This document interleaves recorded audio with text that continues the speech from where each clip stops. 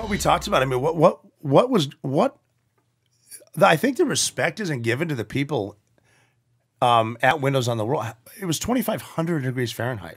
You see people trying to use tablecloths as a parachute. People holding hands, jumping together. I don't want to die alone. Do they know each other? Do they just meet? They're going to kill them. Like, what the fuck was going on inside? That's why we went, for sure. And I wanted. There was no way in hell I was going to live the rest of my life with that regret of not going. I'm gonna go. I'm going. This is how it's going to end. I have to. I must go. And what's the mood at the base that you're at when it was just serious, all serious. Like just shock or like? Oh well, no. When the 9/11 happened, or when we went for Bin Laden. Yeah, like when you guys went over for Bin Laden, everybody just. Oh no, it was complete. Well, we were professionals, and we'd done it so many times. I mean, the only difference between that mission and a mission in Ramadi or Bakuba, Iraq, was instead of handshakes, we gave each other hugs. And literally just said, have a good fight. This is it. I mean, this is it. And these are your best friends. Yeah. I mean, you my guys best friends, 23 of the best people. Still talk to them till this day? I talk to most of them. Some of them are still going, and it's a freight train that kept moving. Wow. But it's like seriously, you take a piss, you smoke a cigarette, you give each other a hug, and here, have a good fight. Have a good fight. Yeah. But the thing of it, when he's climbing the bird, just going back a couple paragraphs, I said to him, I wish I could go with you. And he says, I'm with some really good guys. And what he was telling me is, it's a one-way mission. This is it. We're gonna die. It's over. And then if you well, the thing too is because you went to Walmart.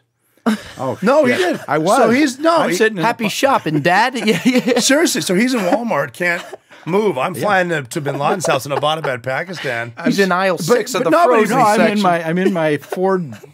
Whatever the hell, yeah. Yeah, Ford Ranger truck. Yeah. You don't, and by the way, you don't need to say which vehicle because we're not sponsored yet. So it could have been any. It could have been any truck. The O'Neill limited edition. And then, how did you hear after the mission's complete? How did you get the news? Well, the thing is, we had Bin Laden's body, and we're at Bagram Airfield, and the FBI is doing DNA tests on him. We have a TV set up. President Obama came out walking in the black suit, red tie, the red carpet, and he said, tonight I can report to the American people and to the world the United States has conducted a mission that killed Osama bin Laden, the leader of Al-Qaeda. Yeah. And I'm sitting there eating a breakfast sandwich. I hear the president say Osama bin Laden. I look at Osama bin Laden. I'm like, how the fuck did I get it from Butte, Montana? But then we're thinking, when are you going to say no Americans were killed? Yeah. Yeah. So he never said about a minute and 20 seconds into it, he did. Yeah. My neighbors can hear me screaming at the television set because I haven't heard. I want to hear, and I don't want to hear a word. You had to be a mess. Well, I'm waiting for the military guys to come up, which I'm praying to God they don't. The friggin' guy with the priest and the fucking yeah. So you had to be a mess. Oh, it was horrible. Yeah, but I mean, even we're writing the notes to our buddies. Like, so the 23 guys that were there, we wrote letters to everyone, individual letters to my dad, my daughters, my mom, my sister, my brother, my sister, and but you can't give these letters to your buddies, because they're going to die with you. So you got to find someone that doesn't know what the fuck you're doing. A manila envelope and a hand. I said, hey, look, here's inside of this. Just trust me. These are letters with instructions. You're going to know what to do. And he's like, well, what do I do? I'm like, just trust me. You're going to know. Now, if you see me tomorrow, I want them back. So they know. He had no idea. As soon as he gave them back, I shredded those goddamn things. I wish I would have kept them, but I shredded them. I'm surprised you wouldn't. I had blood on my uniform. I went into the shredder and put them in the thing. Just got rid of them. And letters. I mean, I didn't write a letter to the 7-year-old. I wrote a letter to the 27-year-old daughter. I'm really sorry I missed your wedding. I know you're beautiful. Thanks for taking care of your sisters. What we did was noble. You know, I wish I would have kept them, but at the moment, and it must have been the half bottle of Johnny Walker Blue that I had.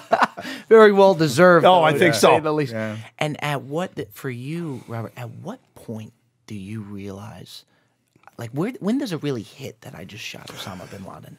It hit me when after I shot him, because bin Laden was pushing his wife toward me, and I'm 3 feet away from him, and I'm looking him in the eyes. That's his nose. That's him. He's not surrendering. He's a threat. Okay. I got to kill him. I shot him over his wife, Amal, twice, and then once again. And I pulled her toward me because you can sort of tell when there's a threat. And she wasn't a threat, so I pulled her. And as I'm moving her, like, you can see it on the internet. You can see where I killed him by the foot of his bed, the blood from his head. I can hear him taking his last breath, smoke coming out of his head where I just shot him. And his 2-year-old son is standing there. And I remember looking at this kid as a father thinking, this poor kid's got nothing to do with this. So I picked him up.